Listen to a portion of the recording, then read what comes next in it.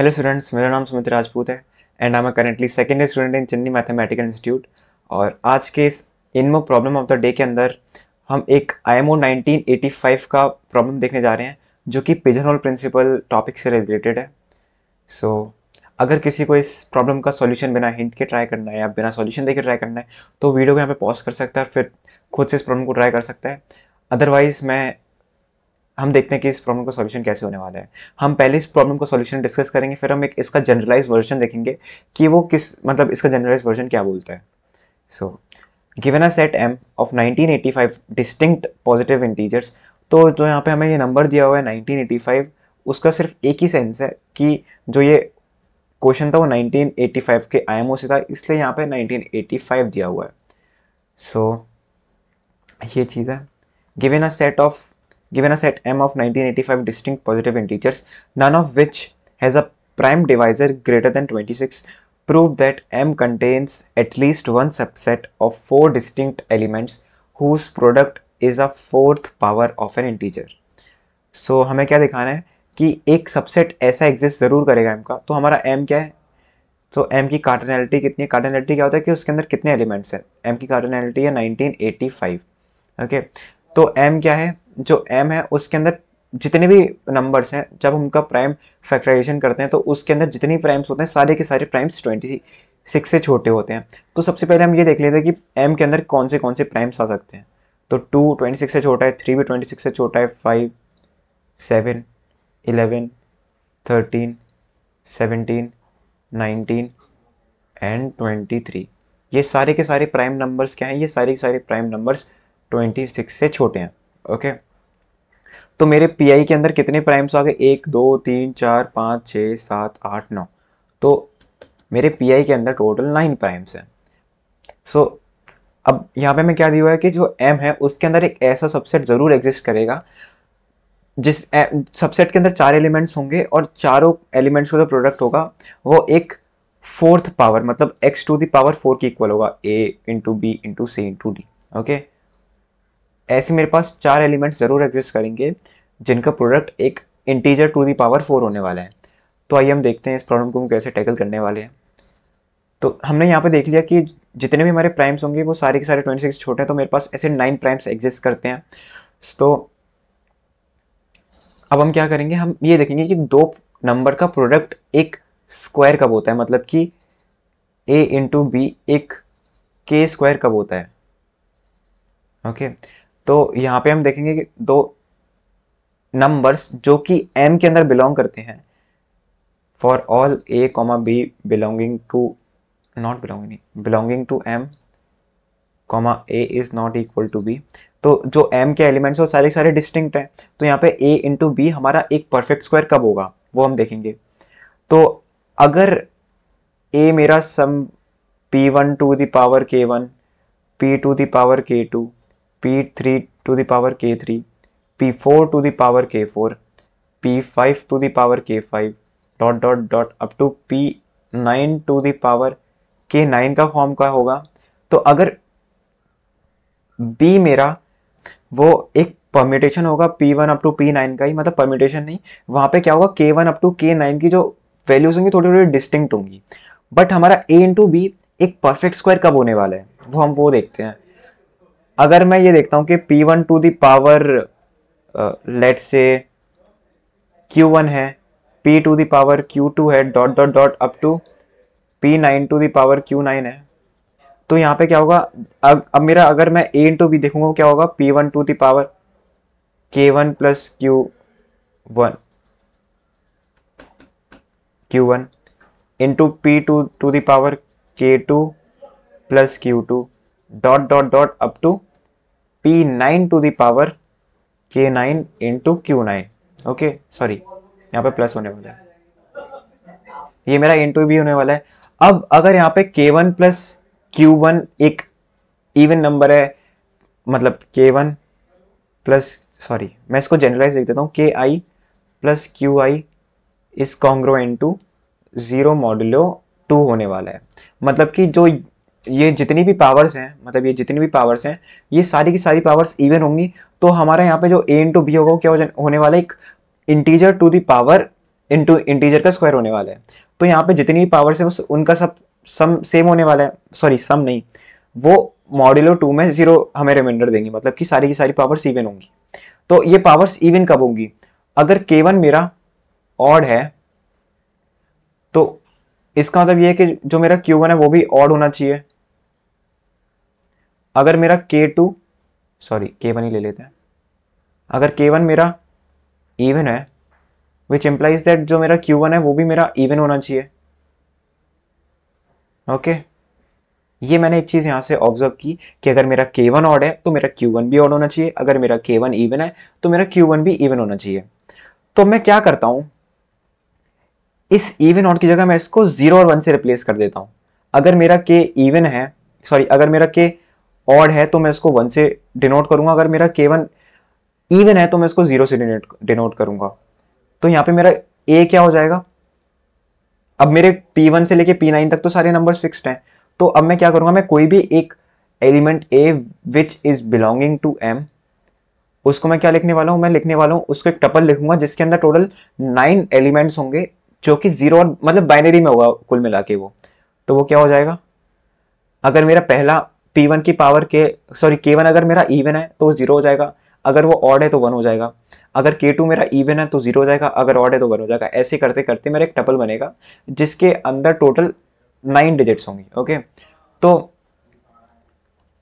जो यहाँ पे मेरा A1 होगा ना, 0 1 1 0 1 1 डॉट डॉट डॉट जो भी है, तो अगर मेरे अब अगर मैं ये चीज नोटिस कर रहा हूं तो यहाँ पे देखो कि मेरे कितने डिस्टिंक्ट AIs हो सकते हैं। तो यहाँ पे कितनी वैल्यूज आ सकती हैं, यहाँ पे 2 वैल्यूज आ सकती हैं, यहाँ पे 2 वैल्यूज आ सकती हैं, डॉट डॉट डॉट यहाँ पे भी 2 वैल्यूज आ सकती हैं। तो अगर मेरा नंबर डिस्टिंक्ट है, मतलब कि अगर अगर मैं यहाँ पे दो नंबर को कंपेयर करता हूँ, जैसे कि 0 1 0 dot dot dot up to 0, ये मेरा पहला नंबर है, इसको मैं x नाम देता हूँ, और मेरा अगर दूसरा नंबर y ले लो जिसमें पहली डिजिट 0 की जगह 1 है और बाकी सारे डिजिट सेम है, ये पे 1 है, यहाँ पे 0 है और ये 0, मतलब कि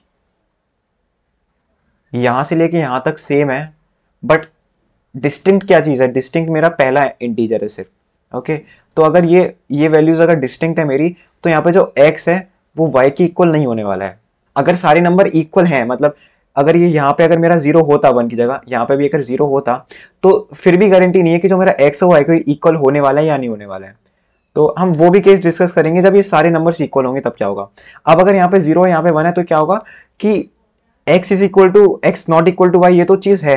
अब हम ये देखते हैं कि x इंटू वाई क्या आ रहा है, मेरा x इंटू वाई क्या आएगा, P1 to the power odd plus even, P to the power even plus even, P3 to the power odd plus odd, जो भी मेरा सीक्वेंस चल रहा होगा इस हिसाब से मेरा P9 to the power odd plus odd.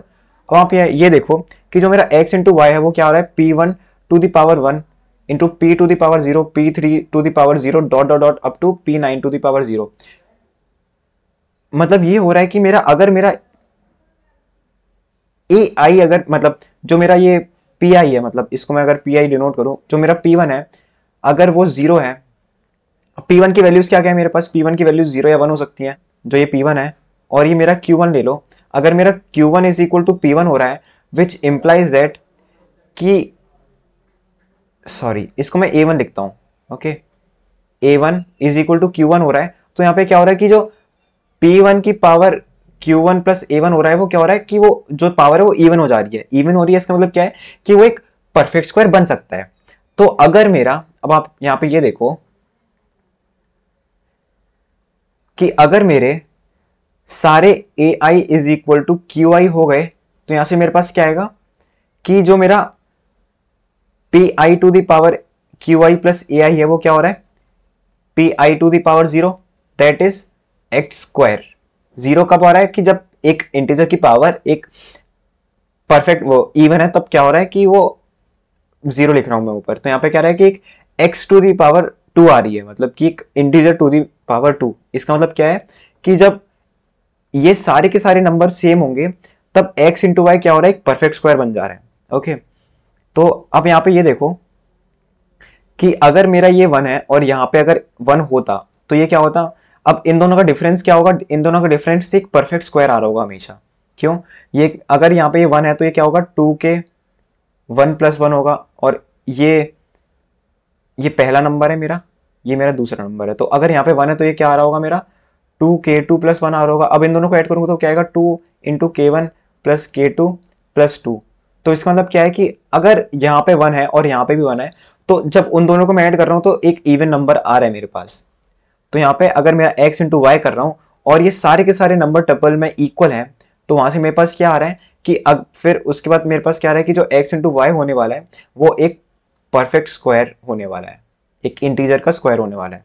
Okay, ये चीज हमने नोटिस करी। अब हम ये देखते हैं कि जो मेरा a है वो मेरे कितने डिस्टिंक्ट इंटीजर हो सकते हैं, मतलब कि मैं कितने डिस्टिंक्ट नंबर बना ही सकता हूँ ai के। तो वो होंगे 2⁹9। क्यों?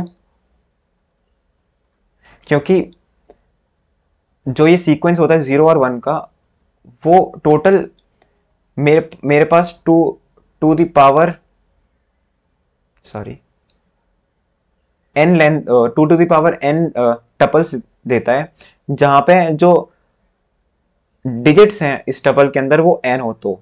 तो यहाँ पे जैसे कि इसके अंदर 9 डिजिट्स हैं तो ये 2⁹9 हो रहा है। तो ai के अंदर मेरे पास टोटल 2⁹9 डिस्टिंक्ट एलिमेंट्स हो सकते हैं, जिनमें मतलब अब मैंने ai को इस तरीके से डिफाइन कर रखा है। ओके, तो ai के अंदर मेरे 2⁹9 जो कि 513 नहीं 512 डिस्टिंक्ट एलिमेंट्स हो सकते हैं। तो अगर मैं 513 एलिमेंट्स का एक सेट लेता हूं तो उसके अंदर मेरे पास ऐसे दो एलिमेंट जरूर एग्जिस्ट करेंगे जिनका प्रोडक्ट एक इवन नंबर हो रहा होगा। क्यों? क्योंकि जो मेरा ये टपल है वो पूरा का पूरा टपल इक्वल होने वाला है, मतलब 0 1 0 डॉट डॉट 1 0। ये दोनों अगर मैं इसको x और इसको y लूं, ये दोनों इक्वल होने वाले हैं। तो अगर x और y 0 और 1 के फॉर्म में इक्वल है तो x × y क्या आ जाएगा मेरा, that will be equal to p1 to the power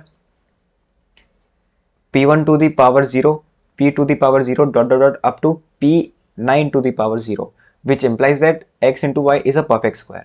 तो यहाँ से अगर मैं 513 एलिमेंट्स का कोई भी एक सेट लेता हूँ तो उसके अंदर ऐसे दो एलिमेंट जरूर एग्जिस्ट करेंगे जिनका प्रोडक्ट एक परफेक्ट स्क्वायर आ रहा होगा। तो हमने एटलीस्ट ये तो ऑब्जर्व कर लिया कि मेरा एक दो नंबर का प्रोडक्ट एक परफेक्ट स्क्वायर कब बन रहा है। ओके, अब हम ये देखते हैं कि परफेक्ट स्क्वायर तो बन रहा है, अब इसकी पावर 4 कब बन रही होगी। ओके, तो हम पहले अब ये देख लेते हैं कि मेरे पास कितने ऐसे इंटीजर्स आ रहे होंगे परफेक्ट स्क्वायर वाले। तो मेरा सेट क्या था 1985। मेरे m के अंदर कितने एलिमेंट्स हैं, मेरे m के अंदर है टोटल 1985 एलिमेंट्स। ओके, तो अगर मैं 1985 में से कोई भी एक 513 एलिमेंट्स का एक सेट लेता हूं 513 एलिमेंट्स का एक सेट लेता हूं, तो वहां से मेरे पास एक a1 × b1 एलिमेंट जरूर आता है जो कि एक परफेक्ट स्क्वायर होता है, और बाकी के 511 एलिमेंट्स के बारे में मुझे कोई आइडिया नहीं है। ओके, तो ये मेरे पास कितने नंबर्स बच गए 1 4 7 2, मतलब 1472 एलिमेंट्स मेरे पास और बच गए एम के अंदर जिनके बारे में मुझे कोई और नॉलेज नहीं है। अगर अब मैं इन 1472 एलिमेंट्स में से दो एलिमेंट्स को पिक करके इन 512 एलिमेंट्स के साथ कंपेयर करता हूं तो देखता हूं क्या आता है मेरे पास। यहां से मैंने क्या किया +2 किया तो मेरे पास 513 एलिमेंट्स वापस आ गए। अब मेरे पास 513 एलिमेंट्स वापस आ गए, तो अगर मेरे पास 513 एलिमेंट्स हैं तो मैं यहां से एक a2 और b2 पेयर जरूर निकाल सकता हूं जो कि मेरा एक परफेक्ट स्क्वायर की इक्वल है। ओके, तो ऐसा करते करते मैं कितने ऐसे पेयर्स निकाल सकता हूं, तो वो हो जाएगा 1472 डिवाइड बाय 2 + 1 टोटल पेयर्स। तो ये कितना हो गया 7 3 7। ओके, तो मेरे पास टोटल ऐसे 7137 एलिमेंट्स एग्जिस्ट करेंगे जो कि मतलब ऐसे पेयर्स एग्जिस्ट करेंगे, मतलब कि a1 b1 dot dot dot up to a731 b731 737 इतने पेयर्स एग्जिस्ट करेंगे जो कि एक परफेक्ट स्क्वायर होंगे, मतलब उनका प्रोडक्ट परफेक्ट स्क्वायर होगा। तो ये क्या है k1 स्क्वायर, ये क्या होगा k737 का स्क्वायर। ओके, तो अगर मैं इन सारी एलिमेंट्स का रूट ले लेता हूं तो क्या आएगा मेरे पास root of a1 b1 root of a2 b2 dot dot dot up to root of 737 और b × 737। ओके, तो ये आ गए मेरे पास एलिमेंट्स। अब आप ये देखो कि ये मेरे पास कितने एलिमेंट्स हैं, ये मेरे पास टोटल 737 एलिमेंट्स हो रहे हैं। ओके, अब अगर मैं इन 737 एलिमेंट्स में से अगर 513 एलिमेंट्स को पिक करता हूँ, ओके 513 एलिमेंट्स को पिक करता हूँ, तो क्या होगा, उनमें से दो ऐसे एलिमेंट जरूर आएंगे, मतलब कि root of a i b i into root of a j b j जरूर आएंगे, जो कि एक परफेक्ट स्क्वायर के इक्वल होंगे, क्योंकि वही हमारी सबसे पहले आर्गुमेंट्स थी, ये वाली। यहाँ पे अगर x और y इक्वल है, ओके, और मेरे x और y कितने डिस्टिंक्ट हो सकते हैं, 5 1 2। तो अगर मैं 513 एलिमेंट्स का कोई भी एक सेट लेता हूँ, उसके अंदर दो एलिमेंट्स एग्जिस्ट जरूर करेंगे जो एक परफेक्ट स्क्वायर होंगे, प्रोडक्ट उनका परफेक्ट स्क्वायर होगा। तो अब मेरे पास यहाँ पे ए आई ए जे सॉरी ये ए जे बी आई और बी जे, ये मेरे चार एलिमेंट्स हैं जिनका प्रोडक्ट क्या आ रहा है मेरा, a i into a j into b i into b j, मेरा क्या आ रहा है, that is equal to m square का होल स्क्वायर। क्योंकि यहाँ पे जो यहाँ पे रूट था उसको मैंने उधर शिफ्ट कर दिया, तो यहाँ पे मेरे पास चार एलिमेंट्स ऐसे आ रहे हैं जिनका प्रोडक्ट क्या हो रहा है मेरा, एक m टू द पावर 4 हो रहा है। ओके, तो ये इस प्रॉब्लम का सॉल्यूशन था कि सबसे पहले हम m की कार्डिनलिटी हमारे पास दी हुई है, वो कितनी है 1985। फिर वहां से हमने देखा कि मेरे कितने प्राइम नंबर्स ऐसे एग्जिस्ट कर सकते हैं, तो मेरे टोटल ऐसे 9 प्राइम नंबर्स हैं जो कि 26 से छोटे हैं, वो एग्जिस्ट कर सकते हैं। और हमने फिर ये देखा कि a इंटू बी एक परफेक्ट स्क्वायर कब होता है, a इंटू बी एक परफेक्ट स्क्वायर कब होता है, वो हमने देखा कि जब k1 और q1 की पैरिटी सेम हो, मतलब कि अगर k1 ऑड है तो q1 भी ऑड हो, अगर k2 ऑड है तो q2 भी ऑड हो। ओके, तो उनकी पैरिटी सेम होगी तो वो एक परफेक्ट स्क्वायर बन जाएगा। तो हमने क्या किया कि अगर एक नंबर इवन है तो उसको 0 से रिप्रेजेंट किया, और अगर एक नंबर ऑड है तो उसको हमने 1 से रिप्रेजेंट किया। तो अगर मेरा x और y का टपल सेम आ रहा है, मतलब कि अगर जब हम उसको बाइनरी में रिप्रेजेंट कर रहे हैं तो वो x और y इक्वल आ रहे हैं, तो वहां से क्या होगा कि वो दोनों नंबर का प्रोडक्ट इक्वल हो जाएगा। ओके, वो चीज उन दोनों नंबर का प्रोडक्ट क्या होगा, परफेक्ट स्क्वायर हो जाएगा। हमने वो चीज देखी। अब हमने ये देखा कि सबसे पहले कि ऐसे मेरे पास डिस्टिंक्ट बाइनरी सीक्वेंस कितने आते हैं जिनके अंदर 9 डिजिट्स होती हैं, तो वो आते हैं टोटल 512। फिर हमने वहां से देखा कि अगर मेरे पास 513 एलिमेंट्स का कोई भी एक सेट होगा तो उसके अंदर दो ऐसे एलिमेंट जरूर एग्जिस्ट करेंगे जिनका प्रोडक्ट एक परफेक्ट स्क्वायर आ रहा होगा। तो हमने उस आइडिया को यूज करके हमने ये देखा कि हमारे पास ऐसे कितने परफेक्ट स्क्वायर एग्जिस्ट कर सकते हैं। तो वहां से हमने देखा कि हमारे पास एटलीस्ट 737 डिस्टिंक्ट परफेक्ट स्क्वायर्स एग्जिस्ट करेंगे। फिर हमने उन सारे नंबर्स का रूट लिया और फिर उसके अंदर हमने वही वाला कॉन्सेप्ट वापस लगाया जो बाइनरी सीक्वेंस में कन्वर्ट करने का था। ओके, और प्रोडक्ट दो नंबर का प्रोडक्ट निकालने का था। तो अब 513 नंबर्स चूज करूंगा तो वहां पे दो नंबर ऐसे जरूर एग्जिस्ट करेंगे जो एक परफेक्ट स्क्वायर उनका प्रोडक्ट परफेक्ट स्क्वायर हो रहा होगा।